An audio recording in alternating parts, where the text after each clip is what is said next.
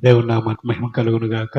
మరి అన్ఎక్స్పెక్టెడ్గా మరి చెన్నైలో ఆగిపోవటం జరిగింది. టికెట్ కన్ఫర్మ్ అవ్వకపోవటం వల్ల మరి నిన్నటి దినాన మరి ఉదయాన్నే మరి చెన్నైలో ఆగిపోయాను. మరి ఈరోజు సాయంత్రం బయలుదేరి వెళ్తున్నాను.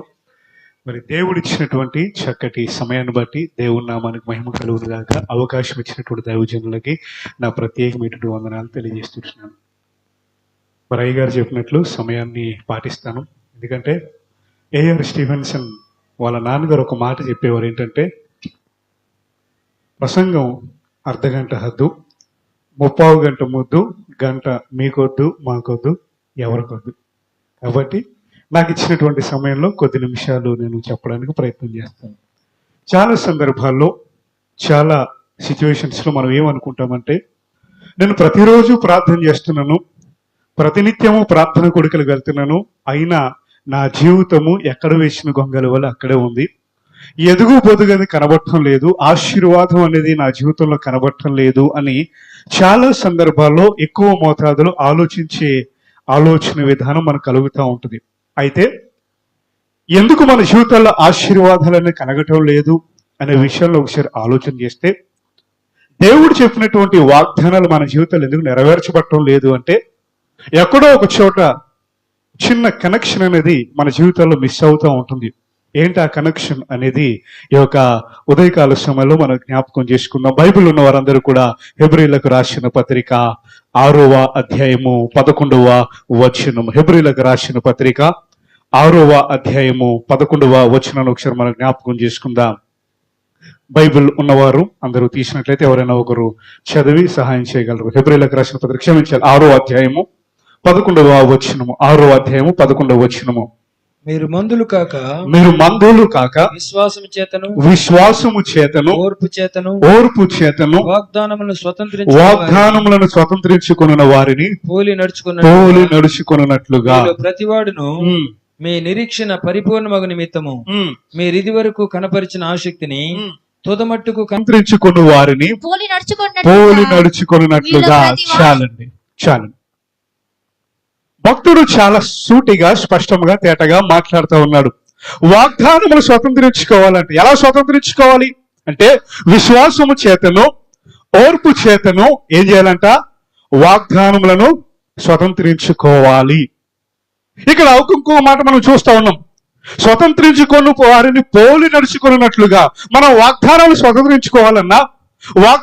స్వతంత్రించుకోవాలన్నా ఏం చేయాలంటే, 1 విశ్వాసం ఉండాలి, 2 ఓర్పు ఉండాలి. ఏముండాలంటే 1 విశ్వాసము, 2 ఓర్పు. ఈ 2 కలిపి ఒక పదంలో చెప్పాలి అంటే నేను చెప్తాను, అది విధేయత అని నేను చెప్తాను.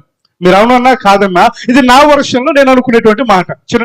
విధేయత కలిగి ఉండాలి, ఓర్పు కలిగి ఉండాలి, విశ్వాసం కలిగి ఉంటేనే ఆ వాగ్దానములు మన జీవితాలు ఏమవుతాయంట? నెరవేర్చబడతాయి అని చెప్తా ఉన్నాడు. అది చెబుతూ ఇక్కడ ఏమంటున్నాడంటే, వారిని పోలి నడుచుకున్నట్లుగా. ఎవరు పోలి నడుచుకోవాలి అంటే, బైబిల్ గ్రంథంలో 3 కనబడతా ఉన్నారు. ఆ 3 ఎవరంటే అబ్రహాము, ఇస్సాకు, యాకోబు. ఈ 3 దేవుడు పరీక్షించాడు, దేవుడు చూశాడు, వారి విశ్వాసాన్ని పరీక్షించాడు, వారి ఓర్పును చూశాడు. అన్ని టెస్ట్ చేసిన తర్వాత అప్పుడు దేవుడు వారిని ఏం చేశాడంటే, ఎవరిని ఏ స్థానంలో పెట్టాలో, ఎవరిని ఎక్కడ నిలబెట్టాలో అక్కడ నిలబెట్టారు. ఉదాహరణకు చూసినట్లయితే తీయండి ఒకసారి ఆదికాండము 22వ అధ్యాయము 16వ వచనం చదవండి ఒకసారి. ఆదికాండము 22వ అధ్యాయము 16వ వచనం. ఎవరిని పోలి నడుచుకోవాలి అనేటువంటి విషయంలో ఒకసారి ఆలోచన చేస్తే కనబడుతుంది. ఆదికాండము 22వ అధ్యాయము 16వ వచనం. నీవు నీకు ఒక్కడై ఉన్న నీ కుమారుని ఈయ వెనుతీయక ఈ కార్యము చేసినందున. చాలండి. దేవుడు చాలా స్పష్టంగా మాట్లాడుతూ ఉన్నాడు. నీకు ఒక్కడే అయ్యున్న నీ కుమారుని ఈయ వెనుతీయక ఈ కార్యము చేసినందున. నేను ఒక ప్రశ్న వేస్తాను. అబ్రహాంకి ఎంతమంది కుమారులు అండి? అబ్రహాంకి ఎంతమంది కుమారులు చెప్పాలి, అందరూ మాట్లాడాలి. 8 మందా? చెప్పాలి, సింపుల్ గా చెప్పండి. ఇస్సాకు ఒకడు, ఇష్మాయిల్. ఇప్పుడు ఎంతమంది? ఇప్పుడు ఒకలా, ఇద్దరా? దేవుడు ఏం చెప్తున్నాడు ఇక్కడ? నీకు ఒక్కడై ఉన్న నీ కుమారుణ్ణి ఏమంటున్నాడు? నీకు ఒక్కడై ఉన్న నీ కుమారుణ్ణి నాకు ఇయ్య వెనుతీయక ఈ కార్యము చేసెను. ఆత్మ సంబంధమైనటువంటి కుమారుడు ఒకడు, విశ్వాస సంబంధమైనటువంటి కుమారుడు. నీకు ఒక్కడై ఉన్న నీ కుమారుడు నాకు ఇయ్య వెనుతీయక ఈ కార్యము చేసినందున అని కామా పెట్టి ఎప్పుడో ఎక్కడో 12వ అధ్యాయంలో దేవుడు అబ్రహాంకి ఇచ్చిన వాగ్దానాలని ఇక్కడ దేవుడు ఏం చేస్తున్నాడు? ఎప్పుడు ఇచ్చాడు దేవుడు అబ్రహాం వాగ్దానము? ఎక్కడో మనం 12వ అధ్యాయంలో చూస్తాం. ఆ వాగ్దానములు ఇక్కడ ఈ కార్యము చేసినందున అని కామా చెబుతూ అక్కడ ఇచ్చిన వాగ్దానాలు ఇక్కడ దేవుడు ఏం చేస్తున్నాడు? నెరవేరుస్తాడు. అంటే ఎంత కాలం పట్టింది? ఎన్నో సంవత్సరాలు పట్టింది. దేవుడిచ్చిన వాగ్దానాలు నెరవేర్చబడటానికి అబ్రహాంకి ఎన్ని సంవత్సరాలు పట్టింది? ఎన్నో ఏళ్ళు పట్టినాయి కదండి, ఎన్నో సంవత్సరాలు పట్టినాయి. మనం అనుకుంటాము ఫ్యాన్ వేయగానే స్విచ్ ఆన్ చేయగానే ఫ్యాన్ రావాలి, స్విచ్ ఆన్ చేయగానే ఏం కావాలి? లైట్ వెలగాలి. ప్రార్థన చేసి ఆమె అనే లోపల మనకి ఏం కావాలి? ఇంటి ముందు లేకపోతే మన కళ్ళ ముందు ఏం కనబడాలి? ట్రంక్ పెట్టులు కనబడాలి కదండి. మన ప్రార్థన అలాగ ఉంటాయి. కళ్ళు మూసి తెరిచే లోపల అన్ని ఫటాఫట్ అయిపోవాలి. కానీ అబ్రహాం జీవితంలో చూడండి, ఎన్ని సంవత్సరాలు ఎదురు చూశాడు దేవుని వాగ్దానాలు స్వతంత్రించుకోవడానికి. చూడండి, దేవుడిచ్చే వాగ్దానాలు ఒకలాగా ఉంటాయి, ప్రాక్టికల్ గా వెళ్తుండేసరికి ఒకలా కనబడతా ఉంటాయి. ఏంటా వాగ్దానము దేవుడు చేశాడు? అసలు ఆ వాగ్దానానికి ముందు ఏ కార్యము చేశాడు అబ్రహాం అంటే ఆ పై నుంచి చదువుతా మనకు అర్థమవుతుంది. ఆ సంగతులు జరిగిన తర్వాత దేవుడు అబ్రహాం ఏం చేశాడంట? పరిశోధించను ఎట్లనగా. చూడండి, అక్కడ కనబడుతుంది అబ్రహామా అని పిలువగా ఏమన్నాడంట? చిత్తము ప్రభు అని. అప్పుడు ఆయన నీకు ఒక్కడై ఉన్న నీ కుమారుని అనగా నీవు ప్రేమించి ఇస్సాకును తీసుకుని ఏం చేయమన్నాడు? మొరియా దేశమునకు వెళ్ళి అక్కడ నేను నీతో చెప్పబో పర్వతములలో ఒక దాని మీద దహన బలిగా అతను నర్పించమని చెప్పాను. దేవుడు చాలా స్పష్టంగా ఉన్నాడు. నీ కుమారుని తీసుకెళ్లి మొరియా దేశంలో పర్వతం మీద అర్పించామంటే ఏం చేసేవాడు అబ్రహాము? ఏం చేసేవాడు? ఇస్మాయిల్ని తీసుకెళ్లేవాడు, అక్కడ కూర్చోబెట్టేవాడు, వధించేసేవాడు, అయిపోయింది. దేవుడు చెప్పాడు, క్లియర్ అయిపోయింది. కానీ దేవుడు చాలా స్పష్టంగా ఉన్నాడు. నీకు ఒక్కడై ఉన్న నీ కుమారుని అని చెబుతూ నీవు ప్రేమించి ఇస్సాకును తీసుకుని ఏం చేయమన్నాడు? ఎక్కడికి వెళ్ళమన్నాడు? మొరియా దేశానికి వెళ్ళమన్నాడు. అప్పుడు అబ్రహాం ఏమన్నాడు? ఊరుకోండి ప్రభువా, లేక 25 సంవత్సరాలకు ఇచ్చావు, 100 సంవత్సరాలు కుమారుని ఇచ్చావు, అల్లారు ముద్దుగా 14-15 సంవత్సరాలు పెంచుకున్న తర్వాత ఈ కుమారుని తీసుకెళ్లి బలి అర్పించమన్నావు, ఇదేమన్నా న్యాయమా ప్రభు అని అన్నాడా? అనలేదు. ఏమన్నాడు? ఇమ్మీడియట్ గా వెంటనే చూడండి, తెల్లవారినప్పుడు అబ్రహాము లేచి, చూడండి ఎందుకు దేవుడు అబ్రహాముని దీవించాడు, ఎందుకు దేవుడు అబ్రహాముని ఆశీర్వదించాడు, ఎందుకు దేవుడు అబ్రహాముని ఎక్కలేని ఎత్తైన కొండ మీద కూర్చోబెట్టాడు, విశ్వాసులకు తండ్రిగా నిలబెట్టాడు అంటే దేవుడు చెప్పింది చెప్పినట్లుగా చేసేవాడు. అప్పటికప్పుడు ఎక్కువ ఆలస్యం చేసేవాడు. తెల్లవారుగానే చూడండి, తెల్లవారినప్పుడు అబ్రహాము లేచి ఏం చేశాడంట? లేచి తన గాడిద గంట గట్టి పనివారం తీసుకుని ఏం చేశాడు? వెళ్ళాడు. తన భార్యకి చెప్పలేదు. చెప్తే ఏమంటది? మా నాయనే మంచి పని చేస్తున్నాడు వెళ్ళంటదా? తన భార్యకు కూడా చెప్పకుండా ఏం చేశాడు? బయలుదేరి వెళ్ళాడు. అక్కడ మనకు కనబడుతూ చూడండి, 5వ వచనంలో తన పనివారితో మీరు గాడితో ఇక్కడనే ఉండుడి, నేనును ఈ చిన్నవాడును అక్కడికి వెళ్ళి దేవునికి మొక్కి మరలా మీ యొద్దకు వస్తాను అంటున్నాడా? వచ్చేదము అంటున్నాడా? అది విశ్వాసం అబ్రహాము. చూడండి, ఎక్కడికి బయలుదేరాడు? దేని కొరకు బయలుదేరాడు? ఎవరిని ఇవ్వడానికి బయలుదేరాడు? ఇప్పుడు ఏం మాట్లాడుతున్నాడు? నేనును నా చిన్న కుమారుడు వెళ్ళి ఏం చేస్తామంటే దేవునికి మొక్కి మరలా మీ యొద్దకు వచ్చేదము. చూడండి, మరలా మీ యొద్దకు, అదండి విశ్వాసం. ఎందుకు అబ్రహాం ఊరికనే విశ్వాసులకు తండ్రి అవ్వలేదు, ఊరికనే దేవుడు ఒక టాక్లను ఇచ్చేయలేదు. పరీక్షిస్తున్నాడు దేవుడు, ఓర్పును పరీక్షిస్తున్నాడు, విశ్వాసాన్ని పరీక్షిస్తున్నాడు, అన్ని పరీక్షిస్తా ఉన్నాడు. ఆ పరీక్షలో చివరి వరకు నెగ్గినటువంటి వ్యక్తిగా అబ్రహాం కనబడుతూ ఉన్నాడు. ఆ కిందకి అలా వెళ్ళిపోతే మనకు కనబడుతుంది. 8వ వచనంలో చూసినట్లయితే, 8వ వచనంలో ఒక మాట చూడండి. 7వ వచనం చూసినట్లయితే, ఇస్సాకు తన తండ్రి అయిన అబ్రహాముతో బాగానే ఉంది నా తండ్రి అనగంటే అప్పుడు అంటాడు, ఏమి నా కుమారుడు అంటే, నిప్పును కట్టెలు ఉన్నాయి కానీ దహన బలికి అక్కడ చచ్చిపోయాడు. ఇంక అబ్రహాం ఒక్కగానొక్క కుమారుడు అల్లారు ముద్దుగా పెంచుకున్నాడు. దేవుడు 100 సంవత్సరాలకు ఇచ్చాడు. 75వ సంవత్సరంలో అబ్రహాముకి దేవుడు వాగ్దానం చేశాడు. 25 సంవత్సరాలు ఎదురు చూపుల తర్వాత దేవుడికి ఒక చక్కని కుమారుని ఇచ్చాడు. ఆ కుమారుణ్ణి దాదాపుగా 14-15 సంవత్సరాలు, ఇంచుమించుగా 17 సంవత్సరాల వరకు అల్లారు ముద్దుగా పెంచుకున్నాడు. దేవుడు అప్పటి వరకు ఏం చేయలేదు. ఇంచుమించుగా 15 సంవత్సరాలు దాటిన తర్వాత మరలా దేవుడు అబ్రహాం జీవితంలో జోక్యం చేసుకుంటా ఉన్నాడు. అబ్రహామా, నీవు ప్రేమించి కుమారుని ఏం చేయమన్నాడు? అర్పించి అన్నాడు. ఇంకేమవ్వాలి అబ్రహాము? ఏం చేయాలి అబ్రహాము? అతని వేదన చూడండి, ఆవేదన చూడండి, అతని దుఃఖము చూడండి. అంతా బాగానే ఉంది. కుమారుని తీసుకెళ్ళాడు, తన భార్యకు కూడా చెప్పలేదు, తన కుమారుడు కూడా చెప్పలేదు. దేవుని దగ్గరికి వెళ్దాం, బలి అర్పిద్దాం, మరలా వద్దాం. అంతా బాగానే ఉంది. చూడండి, కుమారుడికి గ్రహింపు ఉంది. 16-15 సంవత్సరాల నుంచి మించిగా టీనేజ్ వయసులో ఉన్నాడు. బలి అర్పణ ఏంటో తెలుసు, దహన బలి అంటే ఏంటో తెలుసు. అంతా బాగానే ఉంది నాన్న, కానీ దహనాలు బలి అర్పించడానికి నిప్పు కట్టెలు ఏవి అని అడిగాడు. చూడండి, ఎంత కుమ్మిలిపోయి ఉండొచ్చు అబ్రహాము, ఎంత ఆవేదన చెంది ఉండొచ్చు, ఎంత దుఃఖం వస్తూ ఉండొచ్చు, ఎంత కన్నీరు గారుస్తూ ఉండొచ్చు. చూడండి, ఎంతో ప్రేమగా పెంచుకున్నాడు. లేక పుట్టాడు కుమారుడు. 15-16 సంవత్సరాలు పెంచిన తర్వాత కుమారుని అడుగుతుంటే అబ్రహాం మనసు చూడండి ఎలాగుందో. ఆవేదన చూడండి, ఎంతో ఆవేదన. అది చాలా మందికి ఎక్కువగా తెలియకపోవచ్చు, కానీ కొంతమందికి బాగా తెలుసు. ఎందుకంటే ముఖ్యంగా నా విషయంలో జరిగింది ఏంటంటే, పెళ్ళైన 3 సంవత్సరాల తర్వాత దేవుడు ఇద్దరు ట్విన్స్ ఇచ్చాడు. 6 నెలల తర్వాత ఇద్దరు చనిపోయారు. ఆ బాధ, ఆవేదన ఏంటో ఇక అనుభవించిన వారికి తెలుస్తూ ఉంటుంది. ఇప్పుడు కుమారుడి విషయంలో అదే జరుగుతోంది, అబ్రహాం విషయంలో అదే జరుగుతూ ఉంది. ఎన్ని సంవత్సరాలు పెంచాడు, గుండెల మీద భవిష్యత్తుకొని పెంచి ఉండొచ్చు, అల్లారుముద్దుగా పెంచాడు. ఇప్పుడు దేవుడు అడిగాడు, ఏం చేయాలి? ఇప్పుడు అబ్రహాము సిద్ధపడ్డాడు, బయలుదేరుతా ఉన్నాడు. దేవుడే చూసుకుంటాడు, ఇంకేం చెప్పలేకపోతున్నాడు. ఇక దేవుడే చూసుకుంటాడు. ఇక ఆఖరి క్షణంలో చూడండి ఒకసారి, 10వ వచనం చదవండి ఒకసారి. అప్పుడు అబ్రహాము తన కుమారుని వధించుటకు తన చెయ్యి చాపి కత్తి పట్టుకొనగా యెహోవా దూత అబ్రహామా అని అతన్ని పిలిచెను. అందుకతడు చిత్తము ప్రభువా అనెను. అప్పుడు ఆయన అంటున్నాడు, ఆ చిన్నవాని మీద చెయ్యి వేయకుము, అతన్ని ఏమీ చేయకుము, నీకు ఒక్కడై ఉన్న నీ కుమారుని నీవు దేవునికి భయపడు వాడవని వలన నాకు కనబడుచున్నది. ఆఖరి క్షణం వరకు దేవుడు పరీక్షిస్తా ఉన్నాడు. ఇక ఏ క్షణమైనా కత్తి పడిపోవచ్చు. చూడండి, దేవుడు ఆఖరి క్షణం వరకు, ఆఖరి సెకండ్ వరకు పరీక్షిస్తా ఉన్నాడు. ఆ క్షణంలో కూడా దేవుని స్వరాన్ని వినగలిగే స్థితిలో అబ్రహాము కనబడతా ఉన్నాడు.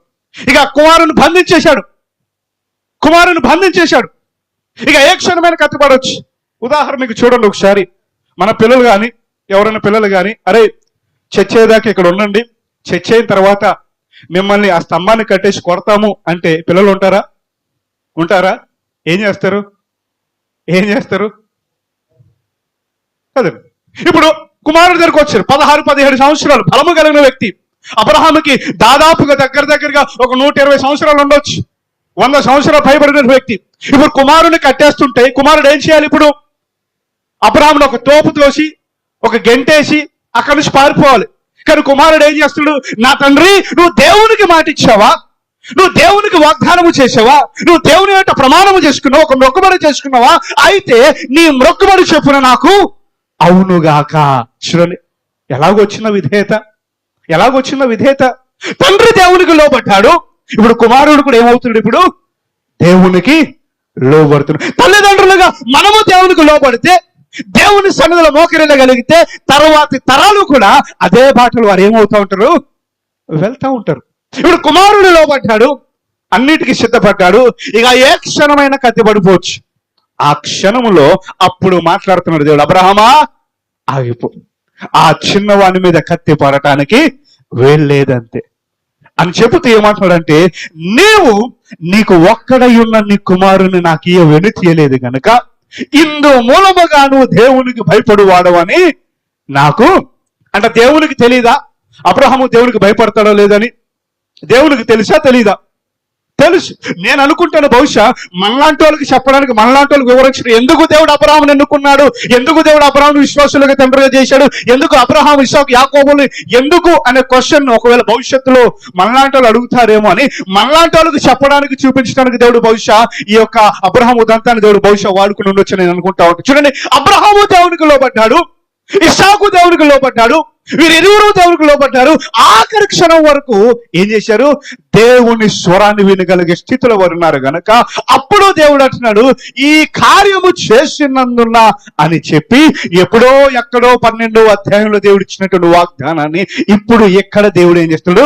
నెరవేరుస్తాడు. అక్కడ కనబడుతుంది 17వ వచనంలో, నేను నిన్ను ఆశీర్వదించి ఆకాశ నక్షత్రం వలెను సముద్ర తీరమందు ఇసుక వలెను నీ సంతానాన్ని నిశ్చయముగా ఏం చేస్తున్నాడు దేవుడు? విస్తరింపజేస్తాను. చూడు, అబ్రహాం ఆశీర్వదింపబడడానికి గల కారణము దేవుడు చెప్పింది చెప్పినట్లుగా చేశాడు. దేవుడు ఏం చెప్తా చేశాడు.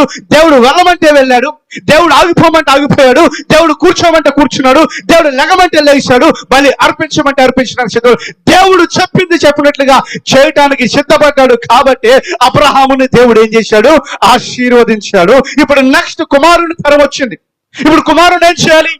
దేవుడు అబ్రాహామును పరీక్షించాడు, అబ్రాహామును ఆశీర్వదించాడు, అబ్రాహామును నిలబెట్టాడు, అబ్రాహాముని స్థిరపరిచాడు. ఓకే, బాగానే ఉంది. ఇప్పుడు నెక్స్ట్ జనరేషన్ దేవుడు ఎలా ఆశీర్వదించాలి? ఇప్పుడు నెక్స్ట్ జనరేషన్ కూడా ఆశీర్వదించాలంటే ఇప్పుడు కుమారుడు కూడా ఏమేవాలి? ఇప్పుడు విధేయత చూపించాలి. ఇప్పుడే మనం చూసాం, కుమారుడు విధేయత చూపించాడు. ప్రాక్టికల్ గా వచ్చేసరికి తీయండి ఒకసారి 26వ అధ్యాయం తీయండి ఒకసారి.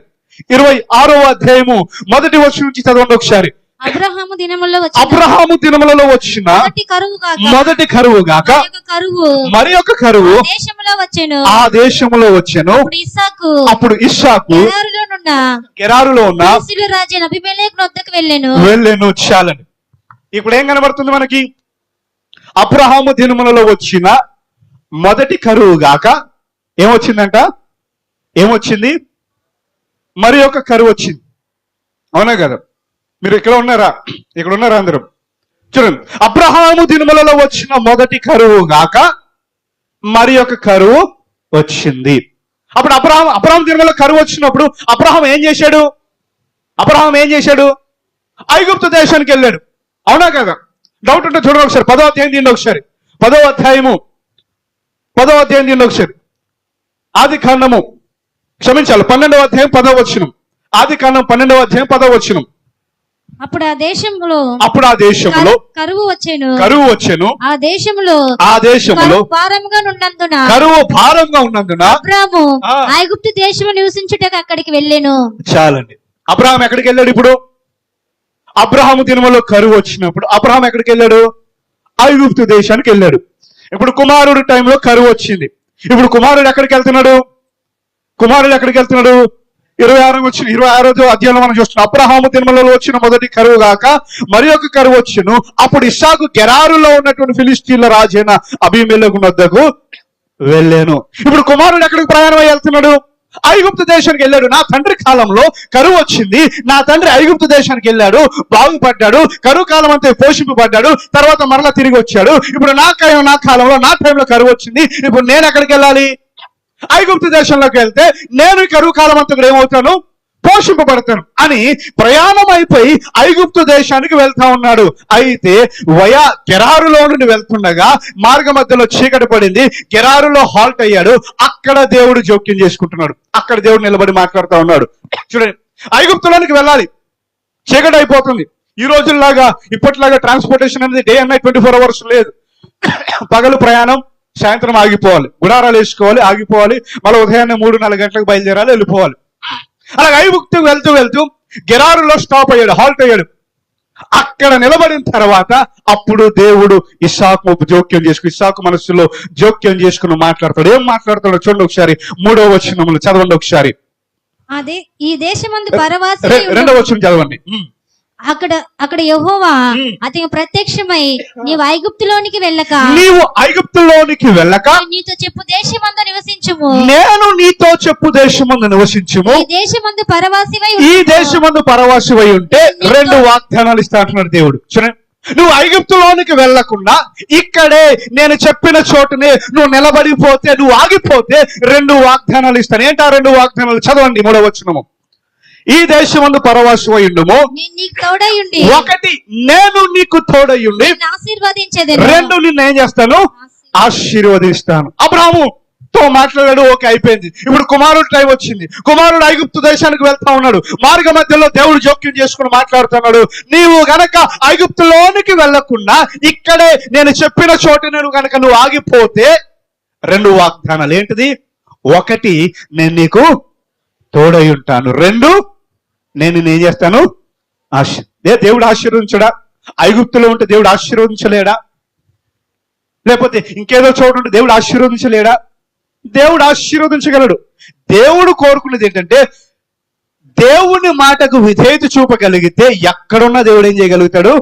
ఆశీర్వదించగలుగుతాడు. దేవుడు ఇక్కడ చాలా స్పష్టంగా ఉన్నాడు.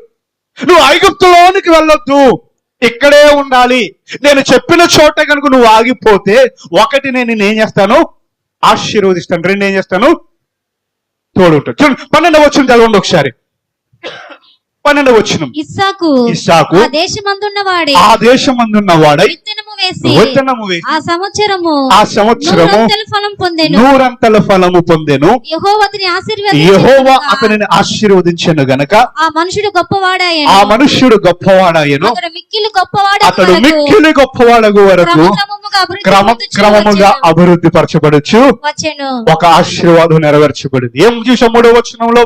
నువ్వు ఐగుప్తులోనికి వెళ్లకుండా ఇక్కడే నేను చోటనే చెప్పిన చోట నువ్వు ఆగిపోతే ఒకటి నేను నీకు తోడై ఉంటాను, రెండు నేను నిన్ను ఏం చేస్తాను, ఆశీర్వదిస్తాను. ఒక వాగ్దానం నెరవేర్చబడింది. ఏంటది? 12వ వచనంలో ఇస్సాకు ఆ దేశమందున్న వాడై విత్తనము వేసి ఆ సంవత్సరం ఏం చేశాడంట, నూరంతల ఫలము పొందెను. యెహోవా అతనిని ఆశీర్వదించెను గనక ఆ మనుష్యుడు గొప్పవాడయ్యను. ఆ మనుష్యుడు మిక్కిలి గొప్పవాడగు వరకు దేవుడు ఏం చేస్తాడంటే అతనిని క్రమక్రమముగా అభివృద్ధి పరుస్తూ వచ్చాడు. 28వ వచనం చదవండి ఇప్పుడు. 28వ వచనం. వారు నిశ్చయముగా వారు అనగా ఊరి ప్రజలందరూ అంటున్నటువంటి మాట, నిశ్చయముగా యెహోవా నీకు తోడయుండుట సూచితిమి గనుక చాలండి. చూడండి, ఎవరు అంటున్నారు ఈ మాట? గెరారులో ఉన్నటువంటి ప్రజలందరూ పలుకుతున్నటువంటి మాట. నిశ్చయముగా యెహోవా నీకు ఏమై ఉన్నాడంట, తోడై ఉన్నాడు. రెండు వాగ్దానాలు నెరవేర్చబడ్డాయా లేవా? రెండు వాగ్దానాలు నెరవేర్చబడ్డాయి. అయితే ఇక్కడ ఒక సమస్య ఉంది. ఏంటి ఆ సమస్య అంటే, ఇక్కడ కిందకల్లా చదువుకుంటూ పోతే 5వ వచనం 6వ వచనం చదువుకుంటూ పోతే ఎలాంటి ప్రదేశంలో దేవుడు ఉండమన్నాడంటే, ఎలాంటి ప్రదేశంలో దేవుడు ఆగిపోమన్నాడంటే, తన భార్యను భార్య అని చెప్పుకుంటే చంపేస్తారు. స్వతంత్రం లేనటువంటి ప్రజల మధ్య, మూర్ఖమైనటువంటి ప్రజల మధ్య ఈ గెరారు ప్రజలు ఎలాంటి ప్రజలు అంటే, సొదొమ గొమొర్రా కంటే డేంజరస్ పీపుల్. కనిపించినటువంటి వారిని లేపుకుని వెళ్ళిపోయే క్యాండిడేట్లు ఈ గెరారు ప్రజలు. మూర్ఖమైనటువంటి ప్రజలు, వక్రమైనటువంటి ప్రజలు, వావి వరుసలు తెలియనటువంటి ప్రజల మధ్యలో దేవుడు ఏం చేశాడు? ఇప్పుడు ఆగిపోమన్నాడు. ఇప్పుడు అబ్రాహాముకు ఇప్పుడు ఇస్సాకు ఏం చేయాలి? కానీ ఇస్సాకు ఏం చేశాడు? ప్రభువా నువ్వు ఆగిపోమంటే ఆగిపోతాను, నువ్వు వెళ్ళమంటే వెళ్తాను, నువ్వు కూర్చోమంటే కూర్చుంటాను. అయినా సరే దేనికైతే భయపడతా ఉన్నాడు, ఆ భయాన్ని మనసులో పెట్టుకుని దేవుడు చెప్పాడు కాబట్టి ఇక్కడ ఉంటే దేవుడు ఆశీర్వదిస్తా అన్నాడు, ఇక్కడ ఉంటే దేవుడు దీవిస్తా అన్నాడు, ఇక్కడ నుంచి కదలకపోతేనే దేవుడు నన్ను హెచ్చిస్తా అన్నాడు, దేవుడు దీవిస్తా అన్నాడు, దేవుడు తోడై ఉంటా అన్నాడు. కనుక ఎంత కష్టం వచ్చినా, ఎంత నష్టం వచ్చినా, ఎంత బాధ అయినా సరే నేను భరిస్తూ దేవుడు ఇక్కడ నుంచి కదలమని చెప్పేంత వరకు నేను ఇక్కడ నుంచి ఏం చేయను, కదలను. చూడండి, అందుకు దేవుడు ఇస్సాకును ఆశీర్వదించాడు. ఎందుకు ఆశీర్వదించాడంటే, దేవుడు కూర్చోమంటే కూర్చున్నాడు, దేవుడు ఆగిపోమంటే ఆగిపోయాడు, దేవుడు కదలొద్దంటే కదలదు, దేవుడు వెళ్ళమంటే వెళ్ళే స్థితిలో దేవుడు చెప్పింది చెప్పినట్లుగా చేయడానికి సిద్ధపడ్డాడు. కాబట్టి ఇస్సాకును దేవుడు ఏం చేశాడు? ఆశీర్వదించాడు.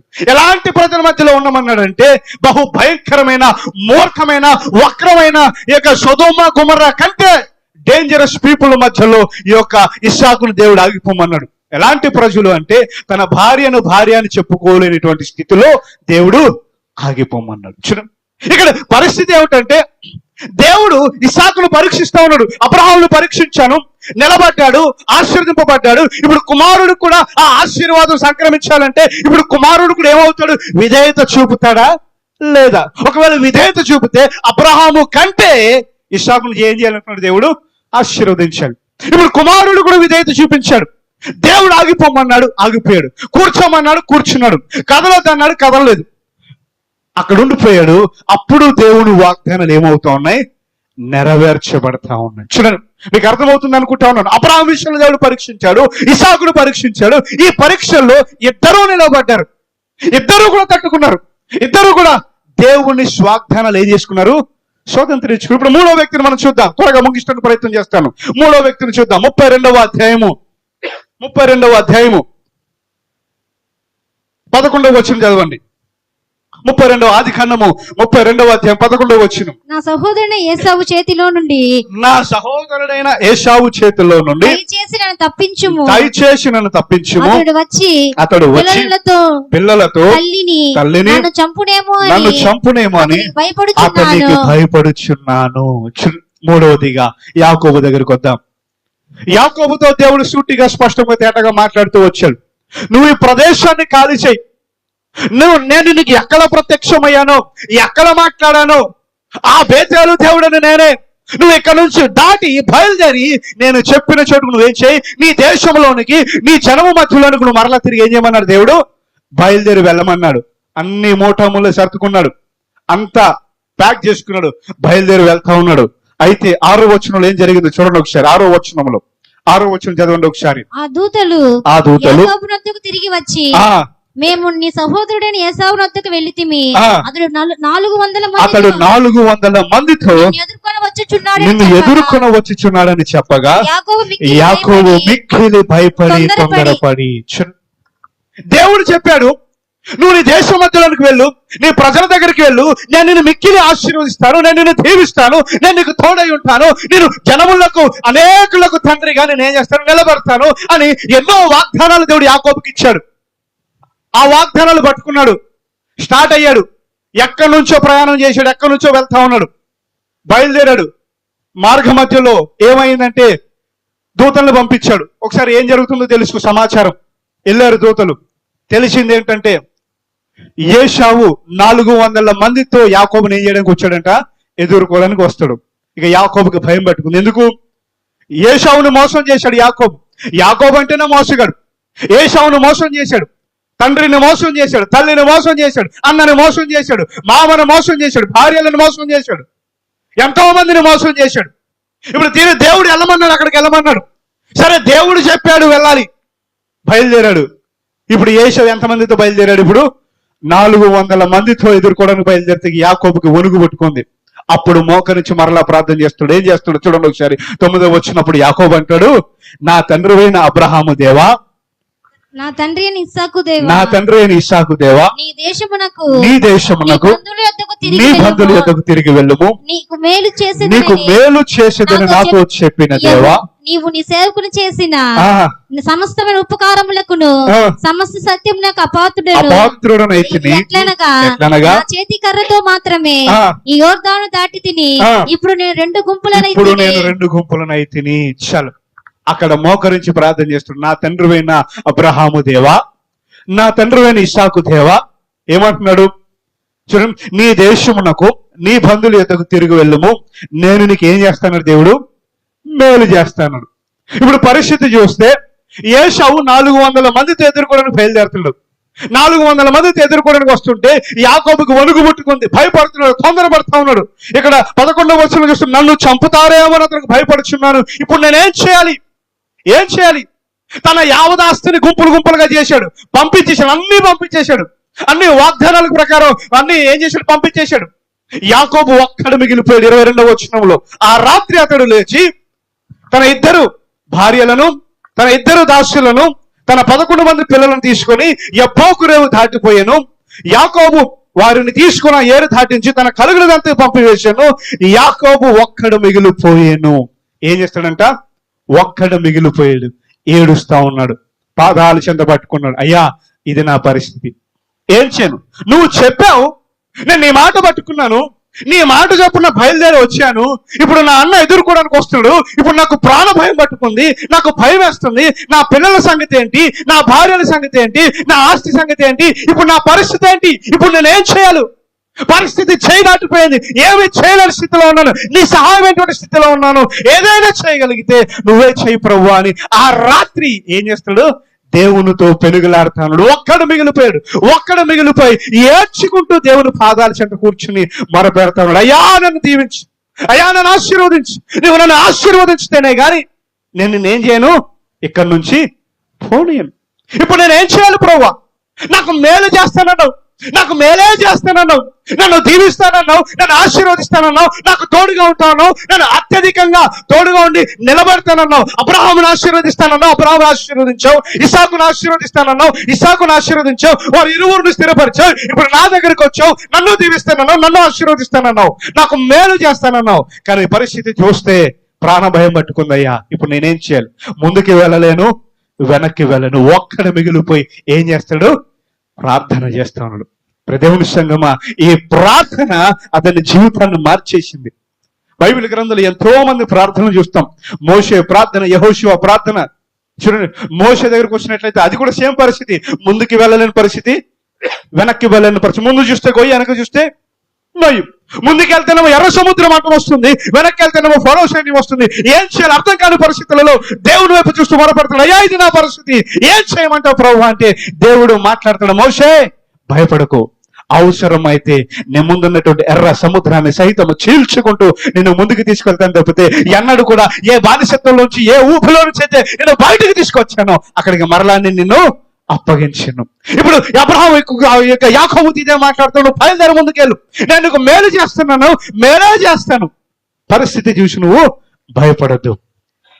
యాకోబు ప్రార్థన చేస్తా ఉన్నాడు. యాకోబు ప్రార్థన చేస్తాడు. ఒక్కడు మిగిలిపోయి ఆ రాత్రి ఏం చేస్తాడంట, పెనుగులాడుతా ఉన్నాడు. ఎలా పెనుగులాడాడు చూడండి ఒకసారి. హోషేయ గ్రంథము 12వ అధ్యాయం 4వ వచనం చదవండి ఒకసారి. ఎలా పెనుగులాడాడు? హోషేయ గ్రంథము పేజీ నంబర్ 750వ పేజీ అనుకుంటా, చూడండి ఒకసారి. హోషేయ గ్రంథము 12వ అధ్యాయము 4వ వచనం. అతడు దూతతో పోరాడి జయముందెను. అతడు కన్నీరు విడిచి అతన్ని బతిమాలెను. బేతేలులో ఆయన అతనికి ప్రత్యక్షమాయెను, మాట్లాడాను. ఎలా పోరాడాడు, ఎలా పెనుగులాడుతా ఉన్నాడు, ఎలా బ్రతిమలాడుతా ఉన్నాడు. తన వారిని అందరిని పంపించి వేశాడు, ఒక్కడు మిగిలిపోయాడు. దేవుని ఆశీర్వాదాలు నీకు రావాలంటే, దేవుని ఆశీర్వాదాలు స్వతంత్రించుకోవాలంటే, దేవుని ఆశీర్వాదాలు నువ్వు పొందుకోవాలంటే ఒక్కడు మిగిలిపోయి దేవుని పాదాల చెంత నువ్వు ఏం చేయాలి? కన్నీరు గార్చినప్పుడు, మోకరించినప్పుడు, ఏడ్చినప్పుడు, కన్నీరు గారుస్తూ అయ్యా నువ్వు నన్ను ఆశీర్వదిస్తేనే గాని నేను నిన్ను వదలను అని యాకోబు మొరపెట్టినట్లయితే యాకోబుకి కలిగిన ఆశీర్వాదాన్ని దేవుడు ఏం చేస్తాడు? ఎలా మొరపెట్టాడు, ఎలా కన్నీరు గార్చాడంటే అక్కడ మనం చూస్తాను 4వ వచనంలో, అతడు దూతతో పోరాడి జయం పొందాడు. ఎలా జయం పొందాడు? నేను ఒక చోట ఇదే ఆంధ్ర ప్రాంతంలో, ఏదో ఒక ఆంధ్రప్రదేశ్ లో ఒక ప్రాంతంలో వెళ్ళాను. ఈ వచనం చదివిచ్చా. అతడు దూతతో పోరాడి జయం పొందిన ఈ వాక్యం చదివిచ్చాను. ఎవరు అతడు అన్నాను. ముందు చిన్నపిల్లలు కూర్చున్నారు. టక్కున మహేష్ బాబు అన్నారు. నాకు అర్థం కాల. తర్వాత నాకు అర్థమైంది ఏంటంటే అతడు అనేది మహేష్ బాబు తీసిన మూవీ అంట. నేను ఇక్కడ అడిగాను, అతడు ఎవరు అని అడుగుతా ఉంటే టక్కున మహేష్ బాబు అన్నారు. ఇక్కడ అతడు ఎవరు అతడు మహేష్ బాబు కదా, ఎవరు? యాకోబు అతడు దూతతో పోరాడి జయాన్ని పొందుకున్నాడు. ఎలా పోరాడాడు అంటే అతడు కన్నీరు విడిచి అతనిని ఏం చేసుకున్నాడంట? బ్రతిమాలుకున్నాడంట. బ్రతిమలాడుతున్నాడు. అయ్యా నువ్వు నన్ను ఆశీర్వదించవా, నువ్వు నన్ను ఆశీర్వదించితేనే కానీ నేను నిన్ను పోనీయను. ఎప్పుడైనా కన్నీరు గార్చామా? అలాగా యాకోబు మొరపెట్టినట్లుగా కన్నీరు గార్చామా? యాకోబు ఏడ్చినట్లుగా ఏడ్చామా? యాకోబు ఏడ్చి గగ్గోలు పెట్టి పెరుగులాడినట్టుగా బ్రతిమాడమా? అయ్యా నువ్వు నన్ను ఆశీర్వదించితేనే గాని నేను నిన్ను వదలను అని ఎప్పుడైనా కన్నీరు గార్చామా? ఎప్పుడైనా వేడుకున్నామా? యాకోబు అలా ఏడ్చాడు. ఆస్తుంది. ఎంత ఆస్తుంది అంటే చూడండి ఒకసారి 32వ అధ్యాయము 13 నుంచి చదవండి ఒకసారి. ఎంత ఆస్తుంది, ఎంతో లెక్కలేనంత ఆస్తుంది యాకోబుకి. ఏముందో చూడండి ఒకసారి. 13వ వచనము 32వ అధ్యాయం, ఆదికాండము 32వ అధ్యాయము 13వ వచనం చదవండి. అతడు అక్కడ రాత్రి గడిపి తాను సంపాదించిన దానిలో తన అన్నయ్యన ఏసావు కొరకు ఒక కానుకను అనగా 200 మేకలను, 200 మేకలు, 20 మేకపోతులను, 20 మేకపోతులు, 200 గొర్రెలను, 200 గొర్రెలు, 20 పొట్టేళ్లను, 20 పొట్టేళ్లు, 30 పాడి ఒంటెలు, వాటి పిల్లలను, 40 ఆవులు, 10 ఆబోతులను, 20 ఆడగాడిదలను, 10 గాడిద పిల్లలను తీసుకొని మందకు వేరువేరుగా. చాలండి. ఎంతుంది ఆస్తి? ఎంతుంది? ఎంతో లెక్కలేనంత విస్తారమైనటువంటి ఆస్తి ఉంది. ఒక కానుకను కనబడుతుంది, చాలా స్పష్టంగా ఉంది. ఒక కానుకను ఉంది, ఆస్తి ఉంది. కానీ ఇది కాదు అసలైన ఆశీర్వాదము. ఇది మోసముతోనే సంపాదించుకుని ఇది కాదు అసలైన ఆశీర్వాదము. అసలైన ఆశీర్వాదం అది వేరే ఉంది. అది దేవుని పాదాల చెంత దొరుకుతుందని ఇది పక్కన పెట్టి ఆ ఆత్మ సంబంధమైనటువంటి ఆశీర్వాదం కొరకు మొరపెడతా ఉన్నాడు. అయ్యా నీవు నన్ను ఆశీర్వదించితేనే గాని నేను నిన్ను పోనీయను. చూడండి ఇక్కడ మనకు కనబడతా ఉంది 26వ వచనంలో. 26వ వచనం చదవండి ఒకసారి. ఆయన తెల్లవారుచున్నది గనుక ఆయన తెల్లవారుచున్నది గనక నన్ను పోనిమ్మనగా నన్ను పోనిమనగా నీవు నన్ను నీవు నన్ను ఆశీర్వదించితేనే గాని నిన్ను పోనీయనని నేను నిన్ను పోనీయనని పోనీయను. ఏడుస్తా ఉన్నాడు, బతిమాలుతా ఉన్నాడు, పెరుగులాడుతా ఉన్నాడు. అబ్రహామును ఆశీర్వదించాడు దేవుడు, పరీక్షించాడు, నిలబడ్డాడు. ఇస్సాకును జ్ఞాపకం చేసుకున్నాడు, ఇస్సాకును పరీక్షించాడు. అసలు ఉండాలి అని స్థితిలో ఇస్సాకును ఉండిపోమన్నాడు, ఉన్నాడు, ఆశీర్వాదాలు పొందుకున్నాడు. ఇక్కడ యాకోబు దగ్గరకు వచ్చింది, వెళ్ళమన్నాడు, బయలుదేరాడు, వచ్చాడు. చూస్తే వణుకు పడుతా ఉంది, భయం వేస్తా ఉంది. అయినా సరే దేవుడు రమ్మన్నాడు కాబట్టి, దేవుడు వెళ్ళమన్నాడు కాబట్టి, వెళ్తేనే నేను మేలు చేస్తానన్నాడు కాబట్టి, వెళ్తేనే ఆశీర్వదిస్తానన్నాడు కాబట్టి వచ్చాను. అయ్యా ఇప్పుడు నా పరిస్థితి ఏంటి అని ఏడుస్తూ మొరపెడతా ఉన్నాడు. అప్పుడు దేవుడు మాట్లాడుతాడు, నీ పేరేంటి? అయ్యా నేను మోసగాన్ని. కాదు, నువ్వు మోసగాని కాదు, నువ్వు ఇక మీదట యాకోబు కాదు గాని ఇశ్రాయేలుగా నువ్వు మార్చబడబోతా ఉన్నావని అక్కడ దేవుడు యాకోబును ఆశీర్వదించాడు. ఆ ఆశీర్వాదము ఇశ్రాయేలులందరికీ ఏమైంది? ఖరీదు. అబ్రహామును ఆశీర్వదించాడు, ఇస్సాకును ఆశీర్వదించాడు, యాకోబును కూడా ఆశీర్వదించాడు, ముగ్గురిని ఆశీర్వదించాడు. ఈ ముగ్గురు నామములో దేవుడు వీరి పేరట పిలవడానికి ఇష్టపడ్డాడు. నేను యాకోబు దేవుడను, నేను అబ్రహాము దేవుడను, నేను ఇస్సాకు దేవుడు పిలిపించుకోవడానికి దేవుడే ఇష్టపడ్డాడు. కారణము వారు దేవుడు చెప్పింది చెప్పినట్లుగా చేశారు. దేవుడు ఉండిపోమంటే ఉండిపోయారు, దేవుడు ఆగిపోమంటే ఆగిపోయారు, దేవుడు కదలమంటే కదిలారు, దేవుడు అర్పించమంటే కుమారులను సైతం అర్పించడానికి సిద్ధపడినటువంటి వారు గనుక దేవుడు వారి నామముని ఇష్టపడ్డాడు, వారి దేవుడిగా పిలిపించుకోవడానికి ఇష్టం. నేను అబ్రహాము దేవుడను, నేను ఇస్సాకు దేవుడను, నేను యాకోబు దేవుడను పిలిపించుకోవడానికి దేవుడు ఇష్టపడ్డాడు. దేవుని సంగమా, అందుకే నాటి హెబ్రీయులకు రాసిన పత్రిక 6:11 ఓర్పు చేతను విశ్వాసము చేతను పిలువబడినటువంటి వాగ్దానము చేత పిలువబడిన వారి వలె మీరు ఎలా ఉండమంటున్నాడు? ఉండాలి.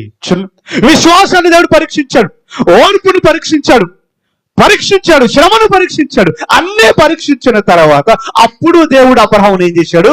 ఇస్సాకును ఏం చేశాడు? ఆశీర్వదించాడు. చిన్న ఊరికిన దేవుడు ఆశీర్వదించలేదు.